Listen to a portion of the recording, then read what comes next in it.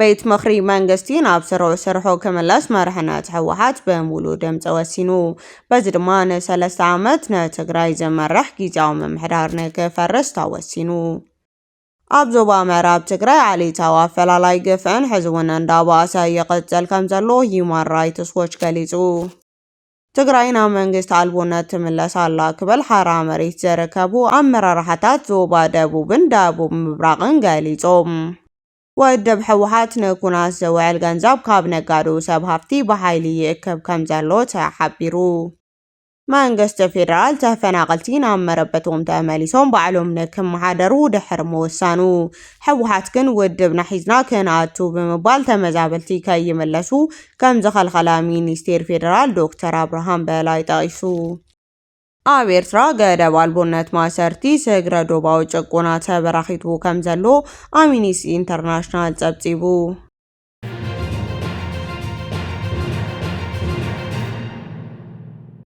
ሰላም ጠና የሃበለይ ተኸታተልቲ ትግርኛ ዜና ነሰዓት ዝሓዝናዮም ዜናታት ብቐንዲ ነጥብታት ፈሊምናዮ ኣለና ንሰናይ መከታተልኩም ብኽብሪ ብምዕዳም ናብ ዝርዝሮም ከናስክረኩም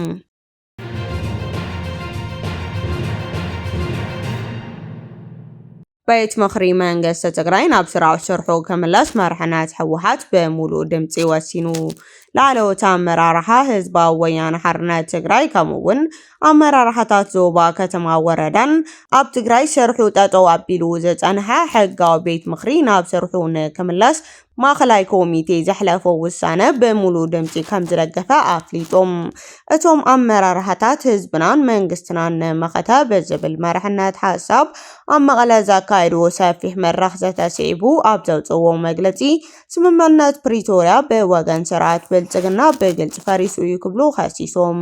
እቲ መግለፂ ከም ዘመላኽቶ ህዝቢ ትግራይን ህወሓትን ንሰላም ካብ ዘለዎ ቁርብነት ብምብጋስ ሕጋዊ ቤት ምኽሮም ንክውንዘፍን ብጊዜያዊ ምምሕዳር ንክመሓደርን ዋጋ ከፊሎም እዮም ይኹን እምበር መንግስቲ ፌደራል ነዚ ከም ዝድኽመት ብምውሳድ ጥሕሰት ይፈጽማሉ ክብሉ ገሊጾም ስርዓት ብልጽግና ሕገ መንግስታዊ ሉዓላዊነት መሬት ትግራይ ወሪሮም ዝሓዙ ሓይልታት ንከይወፁ ብምግባሮም ዲሞግራፊ ናይ ምቕያር ስራሕ ይሰርሓሉ ኢሉ ንመሃያ ሰራሕተኛታት ሓዊሱ በጀት ትግራይ ተኸልኺሉ ኣብ ልዕሊ ትግራይ ድማ ዳግማይ ዕፅዋን ክባን ተኣዊጁ ኣሎ እዚ ከኣከል ድማ ብድሮናትን ከበድቲ ብረታትን ኣብ ልዕሊ ሰላማዊ ህዝቢ ጉድኣት ካብ ምብጻሕ ሓሊፉ ንኻልኣይ ዙር ደማዊ ኩናት ዝኸውን ምድላዋት ይገብር ኣሎ ክብል እቲ መግለፂ ከሲሱ መንግስቲ ፌደራል ስምምዕነት ፕሪቶርያ ምስ ውዕል ሰባት ዝተገበረ እምበር ምስ ውድብ ህወሓት ከይኾነ ብምግላጽ እቲ ስምምዕነት ብግልፂ ኣፍሪሱ እዩ ክብል ወሲኑ እቲ ካብ ዞባ ክሳብ ጣብያ ዘሎ ኣመራርሓ ውድብ ህልውና ህዝቢ ካብ ሓደጋ ወዲቑሉ ዘሎ እዋን ስላ ዝኾነ ብጊዜያዊ ምምሕዳር ምቕጻል ትርጉም የብሉን ብምባል ናይ ቃልሲ ነጥብታት ኣውፂኡሎ ካብቶም ዘውፅኦም ነጥብታት ድማ ተወንዚፉ ዝጸንሐ ቤት ምኽሪ መንግስቲ ትግራይ ናብ ስርሑ ንክምለስ ዘመሓላለፍ ውሳነ ንተግባራቱ ግቡእ ፍጻመ ተባሂሉ እቲ ዝተጣየሸ ሓደ ፈጻሚ ኣካል መንግስቲ ትግራይ ንኩሎም ዓቕምታት መኸተ ትግራይ ዝሓቆፈ ክኸውን ዝተቐመጠ ኣንፈት ደጊፉ መስራዓት ብልጽግና ዘሎ ኣፈላላያት ብዘተን ድርድርን ንምፍታሕ ህወሓት ሒዝዎ ዘሎ መኸተ ሰላም ሕዚ እውን ዕድል ንክውሃቦ ንክሰርሕ ከም ዝወሰነ ተገሊጹ እቲ መግለፂ መሪሕነት ህወሓት ኣብ መንጎ እቲ ብጀነራል ታደሰ ወረደ ዝምራሕ ጊዜያዊ ምምሕዳር እቲ በዶክተር ደብረጽዮን ገብረሚካኤል ዝምራሕ መሪሕነት ውድብ ዘሎ ምስሓብ ናብ ዝለዓለ ደረጃ ምብጽሑ ኣብ ትግራይ ሓድሽ ፖለቲካዊ ምዕራፍ ይኸፍት ከም ዘሎ ዘመልክት እዩ ኣብ ዞባ ምዕራብ ትግራይ ዓሌታዊ ኣፈላላይ ግፍዕን ሕዚ እውን እንዳባእሰ ይቕፅል ከም ዘሎ ሂውማን ራይትስ ዎች ገሊጹ ኣብ ዞባ ምዕራብ ትግራይ ተጋሩ ሕዚ እውን ኣብ በገዛ ዓዶምን መረበቶምን ከም ካልኣይ ዜጋ ተቆፂሮም በዘይ መቁራጽ ይስገጉን ዘይዛሪ ጽንተት ይፍጽም ከም ዘሎ ሂውማን ራይትስ ዎች ዕላው ገይሩ ሂውማን ራይትስ ዎች ኣብ ወርሒ ጥሪ ለካቲት 2026 ዓመተ ምህረት ፈረንጂ ኣብ ዝሕዚ እዋን ነባርነቶም ኣብ ዞባ ምዕራብ ትግራይ ንዝኾኑ 4 ሰባት ቃለ መሕተት በመክያድ ካብ ታሕሳስ 2025 ጀሚሮም ካብኡ ዝሃደሙ 17 ሰባት ሓዊሱ ን8 ሰራሕተኛታት ትካል ረድኤት ዲፕሎማስያኛታት ካልኦት ኪላታትን ኣዘራሪቡ ዝሰነዶ መረዳእታ ሎሚ ዕላው እንትገብር እዩ ነዚ ገሊጹ ዘሎ። ሂውማን ራይትስ ዎች በዛ የቋርጽ ይቅጽል ዘሎ መስጓግ ተጋሩ ብዝብል ኣብቲ ሎሚ ዘውጽኦ መግለጺ ኣብ ዞባ ምዕራብ ትግራይ ሕዝውን ዘይዛሪ ጽንተት ይፍጽም ከም ዘሎ ያረጋግጽ። ካብ መረበቶም በኃይሊ ተሰጊጎም ኣብ ዝተፈላልዩ ጊዜያዊ መዕቆቢ ኣብ ከቢድ ሕሰም ዝርከቡ ተጋሩ በዝሕዚ ዘሎ ኩነታት ናብ ዓዶምን ዞቦኦም ምዕራብ ምምላስ ውሕስ ክኸውን ከም ዘይኽእል እውን ማሕበረሰብ ዓለም ድምፁ ከስምዕ ከም ዝግባእ መግለጺ ትካል ይሕብር። ኣብ ምዕራብ ትግራይ ሕዝውን እቶም ገዚፍ ግዝሃት መሰላት ገበናትን ዝፍጸሙም ሰባት ኣብ ስልጣኖም ዘለው ዝበሉ ሂውማን ራይትስ ዎች እዚ ድማ ሰብ ካብ ዓዶም በኃይሊ ዝሰጎጎም ውሕስ ብዝኾነ ኣገባብ ክምለሱ ከም ዘይኽእሉ ሓቢሩሎ። ሕዝቡን ኣብ ዞባ ምዕራብ ትግራይ ዝርከብ ሰበስልጣን ሓይልታትን ጸጥታን ኣብ ልዕሊ ተጋሩ ብቐጻልነት ምጥራቅ ዓለይቲ ይፍጽሙ ኣለዉ ዝበለ እቲ ትካል መስዋር ጅምላዊ ማእሰርቲ ብፍላይ ንተጋሩ ኣብ መንቅስቃስ ስርሖምን ተበጻሕነት ግልጋሎትን ዝተፈላለዩ ገደባት ይፍጽሙ ከም ዘሎ ኣብ ኩለ መዳይ መንቅስቃሳት ብኸቢድ ይድርትዎ ኣለዉ ኢሉ። ኣብ 2020 ክሳብ 2022 ኣብ ዝነበረ ወረራ ገዛውቶም ትካሎምን መሬቶምን ዘሰኣኑ ብዙሓት ኣብቲ ዞባ ቃለ መሕተት ዝተገበረሎም ተጋብሩ ሕዝቡን ቀጻሊ ምግፋዕ ማእሰርቲ ግህሰት የጋጥሞም ከም ዘሎ ገሊጾም። ማሕበረሰብ ዓለም ተጋሩ ኣብ መገዛ ዓዶምን መረበቶምን ከም ካልኣይ ደረጃ ዜጋታት ተቆፂሮም ይፍጸም ዘሎ ገበናት ኣተሓዛን ሩኡይ ከም ዘይረኣዩ ሸለል ምብባል እቲ ጸገም ንክጋደድ ከም ዝገብሮ ብምግላጽ እቲ ጉዳይ ፍሉይ ቆላሕታ ከም ዝጠልብ እውን ኣተሓሳሲቡ። መንግስቲ ኢትዮጵያ ነቲ ኣብ ምዕራብ ዝፈጸም ዘሎ ስርዓታዊ ዝኾነ ኣድልዎ ከቢድ ግዝሃት ሰብኣዊ መሰለን ምጽራቅ ዓሌትን ደው ከብሎ ኣብ ልዕሊ ዝከቢድ ግህሰት ዝሳተፉ ሰበስልጣን ምእጋድ ኣድላይ ምጽራይ ብምግባር ብሕጊ ክሕተቱ ክግበር ይግባእ ኢሉ ሂውማን ራይትስ ዎች። ኣብ ዞባ ምዕራብ ብሓይሊ ዝተባረሩ ኣማይታ ሸሓት ተጋሩ ኣብ ዝተፈላለዩ ከባቢታት ትግራይ ኣብ ዝርከቡ ጊዜያዊ መዕቆቢ ተመዛበልቲ ኣብ ዝኸፍአ ኩነታት ይርከቡ ዝበለ ሂውማን ራይትስ ዎች በቲ ዘሎ ኩነታት ናብ በረበቶም ክምለሱ ዘይከኣልሉ ውጥረት ይጋለድ ከም ዘሎ ሓቢሩ። መንግስቲ ኢትዮጵያ ኣብ ምዕራብ ትግራይ ዘሎ ስርዓታዊ ምጽራቅ ዓሌት ግህሰት ሰብኣዊ መሰላት ደው ከብሎ ናብቲ ክልል ናጻ ተቆጻጻርነትን መስመርነትን ሰብኣዊ መሰል ከኣቱ ክፍቀድ ይግባእ ክብል እቲ ትካል ገሊጹ። እዚ ድማ በርከት ዝበለ ሕቶታት ዘቕረቡ ፍሉይ ሪፖርተር ውድብ ሕቡራት ሃገራት ብዛዕባ ሰብኣዊ መሰላት ውሽጣዊ ተመዛበልቲ ሓዊሱ ዘይሻራዊ ትካላት ክምርምርዎ ክፈቅድ ተላብዩ። ዓለም ለኻዊ መሻርክቲ ኢትዮጵያ ሃገራት ትካል እውን ኣብዚ ሕዚ እዋን ኣብ ዞባ ምዕራብ ትግራይ ዝካየድ ዘሎ ግህሰት ናብ ተሓታትነት ክሰጋገር ከይገበርናዮ እቶም ኣብ ስልጣን ዘለው ብግህሰት ሰብኣዊ መሰላት ገበናት ዝሕተቱ ሰባት ከይተዓለዩ ተመዛበልቲ ናብ ምዕራብ ትግራይ ብውሕስ መንገዲ ንምምላስ ዘኽእል ኩነታት ከም ዘየለ ብንጹር ክገልጽ ይግባእ ኢሉ። ኣብ ዞባ ምዕራብ ዘሎ ኩነታት መሰላት ጸብጻብ ክህብ ዝኽእል ድልዱል ናይ ሕብረት ኣፍሪካ ሕብረት ሃገራት ምክትታል ህላወ ክድግፍ መንግስቲ ተመዛበልቲ ቅድሚ ምምላስ ምጅማሩ ንሓደጋታት ሓለዋ ንክህብ ጸቕጢ ክገብር ይግባእ ዝበለ ሂውማን ራይትስ ዎች ኣብ ዝነበረ ግጭት ብከቢድ ግህሰት ተሓታትነት ዝኾነ ሰበስልጣን ኮሎኔል ደመቀ ሓዊሱ ዕላማ ዝገበረ እገዳ ክገብሩ ይግባእ ኢሉ። ሕብረት ኣፍሪካ ሕቡራት ሃገራት ኣፍሪካን ኣውሮፓን ካልኦት ኣብ ቀርኒ ኣፍሪካ ፍሉይ ልኡኻት ዘለዎም ሃገራት ምስቶም ወገናት ኣብ ዝገብርዎ ዝርርብ ተሓታትነት ግህሰት ሓዊሱ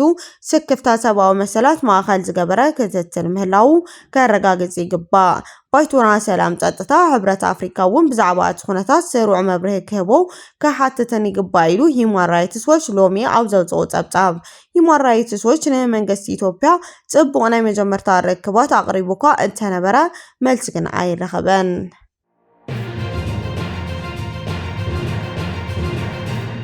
ትግራይ ናብ መንግስቲ ኣልቦነት ትምለሳላ ክብሉ ሓራ መሬት ዝርከቡ ኣመራርሓታት ዞባ ደቡብ ምብራቕን ገሊጾም። ኣብ ሓራ መሬት ዝርከቡ ኣመራርሓታት ዞባ ደቡብ ራያን ጥምረት ነባር ኣመራርሓ ዞባ ደቡብ ምብራቕ ኣብዚ ሕዚ እዋን ብጉጅለ ህወሓት ዝውሰድ ዘሎ ውሳነ ንትግራይ ናብ ዝገደደ ጥፍኣት መንግስቲ ኣልቦነት ዝወስድ እዩ ክብል ተቃዊሞም። እቶም ኣመራርሓታት ኣብ ኣክሱም ዝተጀመረ ህዝቢ ደረጃ ካርታት ዝቅጽል ዘሎ ምንቅስቃስ ወፍሪ ዕልዋን ኣዋጅ ኣዋጅ ኩናትን እዩ ክብል ገሊጾም ኣለው። መግለጺ ኣመራርሓ ዞባ ደቡብ ከም ዘመላኽቶ እቲ ጉጅለ ንህዝቢ ራያ ብዘለዎ ንዕቀት ኣብ ኣክሱም ኮይኖም ናይ ምንጻል ውሳነ ወሲዶም ኣለው ክብል ገሊጹ። እዚ ውሳነ እዚ ነቲ ብደቂ ትግራይ ዝተሃነጸ ፌደራል ስርዓት ውዕል ፕሪቶርያ ሃደሽደሽ ዘብል ምዃኑ እቲ መግለጺ ይሕብር። እቲ ጉጅለ እቲ ኩናት ካብ ከባቢ መጻምድቱ ንምርሓቕ ዳግማይ ኣብ ራያ ንክኸውን ለይትን ቀትርን ይሰርሓሉ ዝበለ እቲ መግለጺ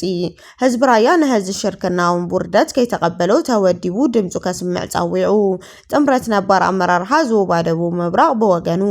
ምስ ካብ ዞባ ክሳብ ጣብያ ዘለው ማሓውሩ ብምዝራብ ኣብ 6 ነጥብታት ዘተኮረ ናይ ቃልሲ ቅዋማ ኣውፂኡሎ። ነባር ቤት ምክሪ ትግራይ ብምጽዋዕ ነቲ ብስምምዕነት ፕሪቶርያ ዘቆመ ጊዜያዊ ምምሕዳር ብሓይሊ ንምፍራስ ዝግበር ዘሎ ምንቅስቃስ ብትሪ ተቃዊሙ። እቲ ውሳነ ንትግራይ ካብ ዓለም ዝንጽል ምስ ሻዕብያን ፋኖን ተሻሪካ ሃገር ንምፍራስ ዝዓለመ ተግባር ክብል ገሊጽዎ። ውዕል ፕሪቶርያ ኣፍሪስካ ኩናት ንምእዋጅ ዝግበር ዘሎ ምሽብሻብ ንምዕጋት መንግስቲ ፌደራል ሕብረት ኣፍሪካን ማሕበረሰብ ዓለምን ኢዶም ከእትው ይጽውዕ። ንኩናት ዝውዕል ገንዘብ ካብ ነጋዶን ሰብ ሃፍትን ብሓይሊ ይክብ ከም ዘሎ ብምጥቃስ እቲ ገንዘብ ናብ ግለሰባት ኣካውንቲ ይኣቱ ከም ዘሎ ኣረጋጊጽና ኣለና ይብል። ነባራት ኣባላት ቤት ምክሪን ገበንን መሸፈን ተባሂሉ ዘካይድ ዘሎ ሽርሒ ተረዲኦም ታሪካዊ ስሕተት ካብ ምስራሕ ክቁጠቡ ኣተሓሳሲቡ። እቶም ካብ መረበቶም ተመዛቢሎም ብረት ኣልዒሎም ኣብ ሓራ መሬት ንክርከብ ዝበሉ ዘሎ ኣመራርሓታት ባህጊ ህዝቢ ትግራይን ሰላም ምርጋዕን ጥራይ ምዃኑ ብምግላጽ ነቲ ንውድቀ ረብሕኡ ክብል ንረብሓ ህዝቢ ትግራይ ኣሕሊፉ ዝህብ ዘሎ ሓይሊ ኩለ መዳያዊ ቃልሲ ክግበረሉ ጸዊዑ።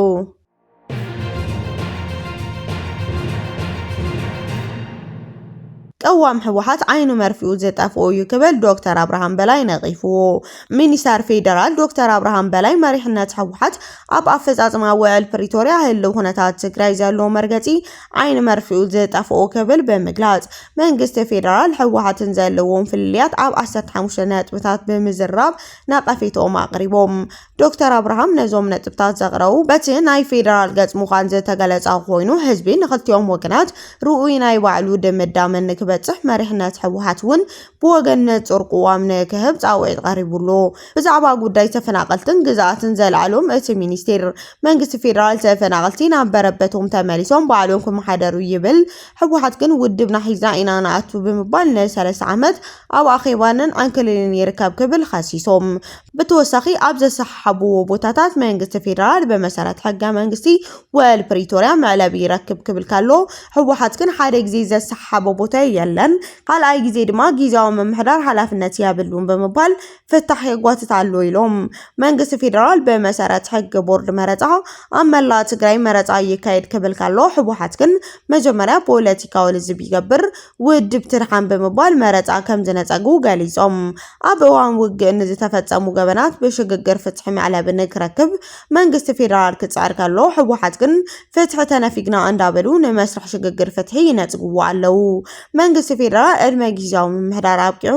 ናብ ስሩዕ መረፃ ንእትዎ ክብል ካሎ ሕወሓት ግን መረፃ ንክካየድ ብምዕንቃፍ ትግራይ ዘይሕጋዊ መንግስቲ ክህልዋ ይግበራሉ ክብል ዶክተር አብርሃም ወቂሶም። ብተወሳኺ መንግስቲ ፌደራል ንልምዓት ዝተመደበ በጀት ሕወሓት ንቀላብ ሰራዊት ብምውዓል ንልምዓት ይተዓናቅፍ ኣሎ ኢሎም። ኣመራርሓ ሕወሓት ንክልል ዘየድሊ ኣጽዋር ኣውሪድኩም ናብ ልምዓት ተመለሱ ተባሂሎም ከለው መራሕቲ ሕወሓት ግን ናብ ዘይሕጋዊ ዝውውር ኣጽዋር ንክሽፍቱ ምስ ስልጣኖም ተዋፊሮም ይርከቡ። ሃብቲ ማዕድን እቲ ክልል እውን በዘይ ሕጋዊ መንገዲ ብውሕድ ክምንዛዕ ይግበራሉ ክብሉ እቶም ሚኒስቴር ገሊጾም። ሕወሓት ምስ ሓይልታት ጽፋት ሻዕብያ ኣልሸባብን ካልኦት ጥሩፋት ሓይልታትን ርክብ ይፈጥሩ ከም ዘለው ዶክተር አብርሃም ኣጠንቂቆም። በተወሳኺ መናእሰይ ትግራይ ኣብ ኩናት ሱዳን ንክሳተፍ ብምግባር ንሓደጋ የቃልዕዎ ኣለው ክብል ገሊጾም። ዶክተር አብርሃም በላይ ኣብ መወዳእታ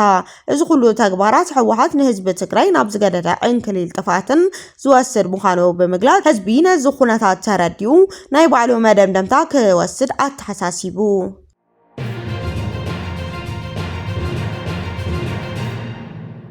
ህዝባዊ ወያነ ሓርነት ትግራይ ቅድሚ ኩናት ኣብ ትግራይ ኣብ ዘካየድ መረፃ ዝተመረፃ ባይቶ ክልል ናብ ስራሕ ክምለስ ድሕሪ ምውሳኑ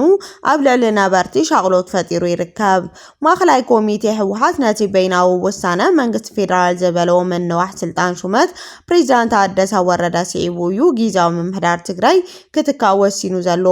ገለ ነበርቲ እቲ ክልል እቲ ውሳነ ዘተሓወሶ ስምዒት ከም ዝፈጠረሎም ንቢቢሲ ተዛሪቦም፣ ካልኦት ድማ ናብ ካልእ ዝርጉ ወንፂካ ይመርሕ ስጋት ከም ዝሓደሮም ይዛረቡ። ናይ ውሳነ ህወሓት ዝድግፍ ነበርቲ ከም ዘለው ዝተዛረበ ሓደ ስሙ ከይግለጽ ዝሓተተ ነባሪ ሳዕቤን እቲ እንታይ እዩ ክኸውን ኣብ ዝብል ብዙሓት ሰባት ኣብ ምድንጋር ጭንቀት ከም ዝኣተው ንቢቢሲ ገሊጾም እቲ ውሳነ ኩናት ወይ ምቁራጽ ኣገልግሎት ከየስዕብ ስክፍታ ከም ዝፈጠረሉ እውን ወሲኹ ገሊጹ። ዳግማይ ኣብ ሽግር ከይኣትዩ ከም ዝፈርሑ ዝገለጸ እቲ ነባሪ ውሳነ ህወሓት ጽቡቕ ነገራት ከም ዘየምጽእን ተስፋ ከም ዘየለን እዩ ዝገልጽ። ካልእ ሪቶ ዝሃበ ድማ ውሳነ ህወሓት እቲ ጊዜያዊ ምምሕዳር ጊዜያዊ እንዳተባሃለ ካብ ዝነብር ህዝቢ ፍትሒ ናጻነት ንክረክብ መገዲ ክጸርግ ምዃኑ ሓቢሩ ተመዛበልቲ ናብ ዓዶም ክምለሱ ንምግባር ዝተወሰነ ምዃኑ ብምጥቃስ ኣብቲ ክልል ፍትሒ ከምጽእ እምነት ከም ዘይብሉ የዛረብ። ቢቢሲ ካብቶም መረበቶም ተመዛቢሎም ዝርከቡ ሰባት እውን ኣዘራሪቡ እዩ። ሓደ ካብዚኦም ዝኾነ ተመዛባሊ መምህር ሙሉ ስልጣን ጀነራል ታደሰ ወረደ ንሓደ ዓመት ምንውሑ ኣሰንቢድዎ ከም ዝነበረ ይዛረብ። እቲ ውልቀ ሰብ ምክንያቱ ክገልጽ እንከሎ እቲ ውሳነ ኣብ ሕጊ ወጻኢ እዩ ይብል። ማእከላይ ኮሚቴ ህወሓት ሕዚ ነዚ ውሳነ ምውሳዱ ብምድጋፍ ነገር ግን ኣብቲ ክልል ዘሎ ውጥሪ ብድርድር ብሰላማዊ መንገዲ እንተዝፍታሕ ዝሓሸ ምዃኑ ይኣምን። መምህር ኣርኣያ ዝተባሃለ ካልእ ነባራይ ድማ ነዚ ዝጻረር ርእይቶ ኣለዎ። ንሕብረተሰብ ማእከል ዝገብር ኣይኮነን፣ ንሕብረተሰብ ይጠቅም ድዩ ኣይጠቅምን ተባሂሉ ዝተወሰነ ኣይኮነን ይብል። እቲ ውሳነ ምስ ህዝቢ ብምምኻር ከም ዘይተወሰደ ዝገለጸ እቲ ነባሪ ነዚ መርገጺ ህወሓት ኣይቅበሉን ይብል። እቲ ነባሪ ንቢቢሲ ኣብ ዝሃቦ ቃል ሰላም ዝረጋገጽ ንዝርረብ ትኩረት ዝገበረ ውሳነ እንተኮይኑ እዩ ብምባል ምስ ጊዜያዊ ምምሕዳር ይኹን ምስ መንግስቲ ፌደራል ብምዝርራብ ዘይኮነስ ብውልቆም ዝወሰንዎ ስለዝኾነ ከም ዘይቅበሉ ኣስሚሩ ናብ ኩናት ከምርሕ ይኽእል እዩ ዝበለ ስክፍታ ኣለኒ ዝበለ እቲ ነባሪ እዚ ድማ ኣብቲ ሕብረተሰብ መከራ ከስዕብ ከም ዝኽእል ገሊጹ። ጀነራል ታደሰ ወረደ ካብ ዝሓለፈ ዓመት ንኣይተ ጌታቸው ረዳ ተኪኡ ፕሬዚዳንት ጊዜያዊ ምምሕዳር ካብ ዝኸውን ሓደ ዓመቱ ዘሕለፈ ኮይኑ እቲ ኣብ መጋቢት 30 ዘብቀ ዝነበረ ስልጣኑ ቀዳማይ ሚኒስትር ኢትዮጵያ ብዝሃቦ ውሳነ ብወግዒ ተናዊሑ ይርከብ። እንተኾነ ህወሓት ነቲ ብስጉምቲ በይናዊ ውሳነ ኢሉ ብምቆም ስልጣን ናብቲ ቅድሚ ኩናት ዝነበረ ብመንግስቲ ፌደራል ተቐባልነት ዘይረኸበ ጠንቂ ግጭት ዝኾነ ክልላዊ መረፃ ዝመጽእ ምምሕዳር ክምለስ እዩ ዝጠልብ ዘሎ። እቲ ኣብ ሕዳር 2022 ኣብ መንጎ መንግስቲ ፌደራልን ህወሓትን ዝተፈረመ ስምምዕነት ሰላም መረፃ ተኻይዱ ወግዓዊ ምምሕዳር ክሳብ ዝምስረት ብክልቲኦም ወገናት ብዝካየድ ፖለቲካዊ ዘተ ጊዜያዊ ምምሕዳር ክቃወም ዝብል ትሕዝቶ ኣለዎ።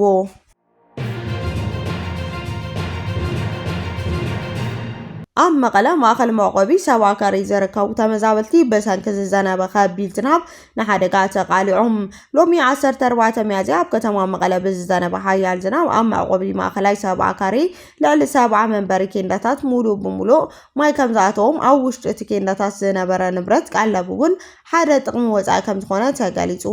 ኣተሓባባሪ እቲ መዕቆቢ ማእከላይ ኣይተ ጊደይ በርሀ ከም ዝሓበርዎ እቲ ዝዘነበ ከቢድ ዝናብ ናብ ነብሲ ወከፍ ኣባይቲ ብምእተው ነቲ ተመዛበልቲ ተዓቂሞምሉ ዝነበሩ ኬንዳታት ብምቕዳድ ንከቢድ ሓደጋታት ከም ዝተቃልዑ ሓቢሩ።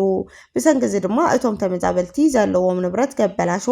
እቲ መዓልታዊ መነባብሮኦም ዝጥቀምሉ ናይ ምግቢ ሕሩጭን ካልኦት ቀረባትን እውን ብማይ ተበላሹ ካብ ጥቕሚ ወፃኢ ኮይኑ ከም ዘሎ ገሊጾም።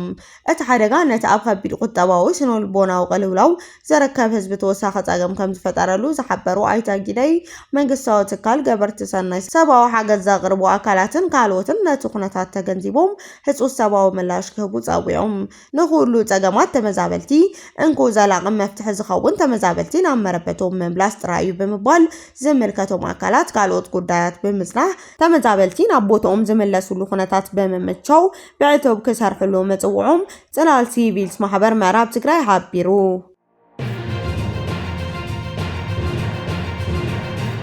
ትካል ተጣባቂ ሰብአዊ መሰላት ኣሚኒቲ ኢንተርናሽናል ኣብ ኤርትራ ዘሎ ኩነታት ሰብአዊ መሰላት ገና ኣዝዩ ኣሰካፊ ምህላው ገሊጹ ኣብ ኤርትራ ገደብ ኣልቦነት ማእሰርቲ ስግረ ዶባዊ ጭቆና ተበራኺቱ ከም ዘሎ ሓቢሩ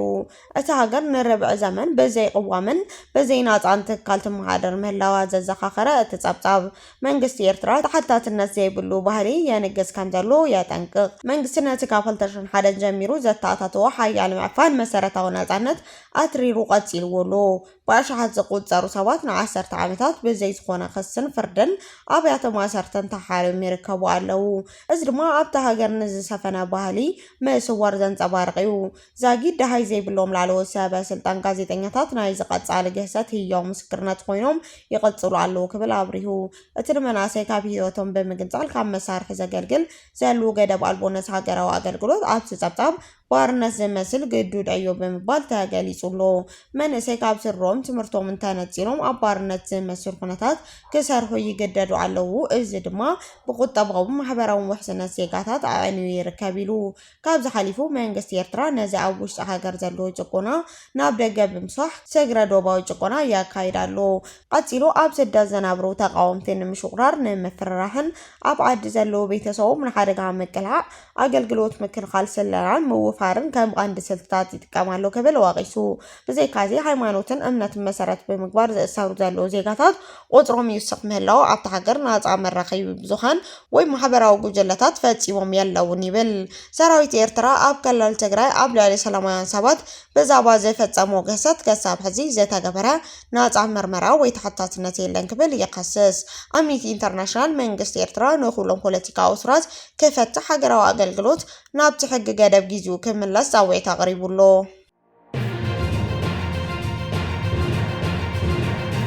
ኣብ ሶማሊያ ልዕሊ 33 ኣሸበርቲ ጉጅለ ኣልሸባብ ተቐቲሎም ሃገራዊ ትካል ሰላያን ጸጥታን ሶማሊያ ምስ ኣህጉራዊ መሻርክቱ ብምውሃድ ኣብ ዝገበረው ዝተዋሃደ ስርሒት ልዕሊ 33 ኣባላት ግብረ ሽበራዊ ጉጅለ ኣልሸባብ ከም ዝተቐተሉ ወግዓው ተገይሩ እቲ ትካል ኣብ ዘውፅኦ መግለጺ ከም ዝሓበሩ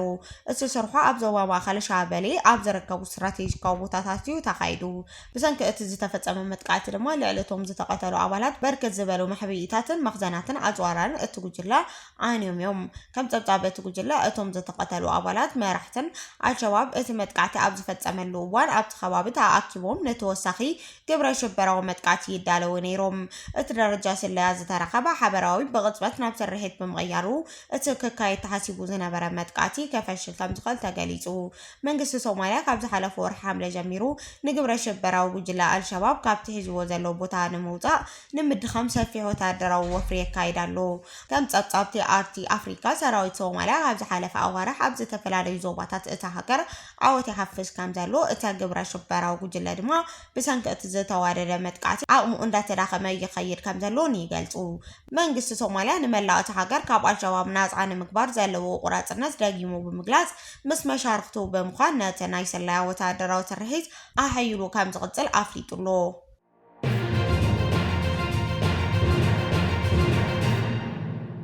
كبراتن فتواتن تخطاتلتي زيناتاتنا نساعد زدالنا يوم حدش مع والتاتن وانا وحبريتاتن أبزازي مهلنا نمكتت عالكم نمسكن